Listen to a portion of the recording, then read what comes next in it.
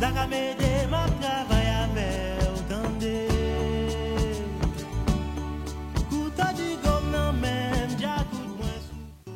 suis une volontaire envoyée par l'organisation RNE.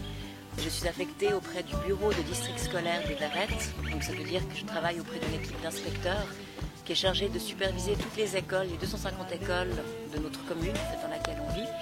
Et donc ça veut dire qu'on visite les salles de classe, on a des réunions avec les directeurs, les enseignants, des séminaires de formation pédagogique, tout ce qui peut servir à améliorer l'éducation dans la zone. Dans le concret, ça se divise en plusieurs volets. D'abord, on a un premier volet, c'est dans le quotidien des salles de classe. Donc on visite les écoles, on va dans les salles de classe, on fait du co-enseignement, on fait des commentaires à l'enseignant, des entretiens de supervision, etc. Donc vraiment, voilà, au niveau du quotidien avec les élèves. Ensuite, le deuxième volet, c'est qu'on organise des séminaires de formation pédagogique sur les jours fériés, les jours de vacances, le week-end, etc. Où là, on n'est qu'avec les enseignants et puis on est vraiment dans des ateliers pratiques d'amélioration de tout type, enfin, tout ce qui concerne leur travail dans la salle de classe, que ce soit préparation de leçons, psychologie de l'enfant, comment les stratégies d'apprentissage, d'enseignement, etc.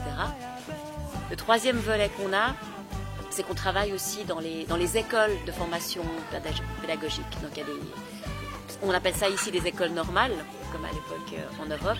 Et c'est des parcours de 1 an jusqu'à 3 ans où les enseignants s'inscrivent. Et là, ben voilà, presque tous les jours, ils viennent et on a vraiment un cursus de cours qui va toucher toutes les matières scolaires, toutes les disciplines importantes qui font qu'un enseignant pourra ensuite vraiment avoir toutes les habiletés pour enseigner. Je suis au quotidien très très touchée en fait, par les enseignants avec lesquels je travaille parce qu'ils ont des conditions de vie qui sont extrêmement difficiles, avec aucune valorisation ni de leur travail ni de ce qu'ils sont.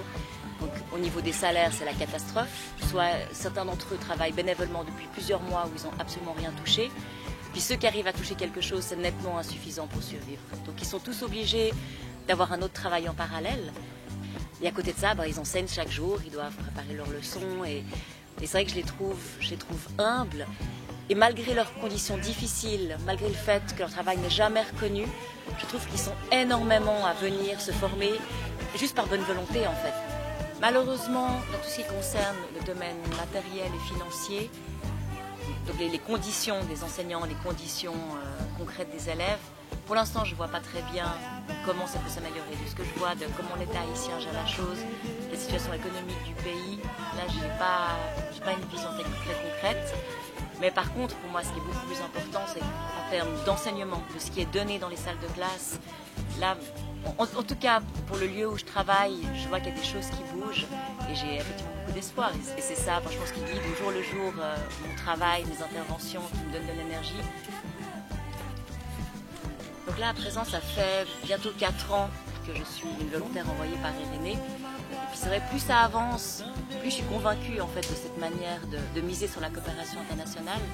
Je trouve que le volontariat, c'est un système qui est extrêmement respectueux de la population d'accueil, de la population locale. On peut rien imposer parce qu'on est seul étranger dans une équipe, dans une population.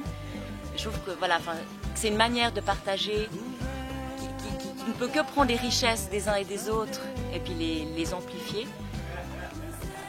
Ce qui est intéressant aussi, je trouve, que le volontariat, c'est qu'on donne le temps au temps. En général, les affectations durent minimum 2 ans. Là, moi, je suis sur un contrat de 3 ans. Je trouve, on prend le temps de permettre aux volontaires de comprendre vraiment la culture locale, la langue, les besoins, le fonctionnement.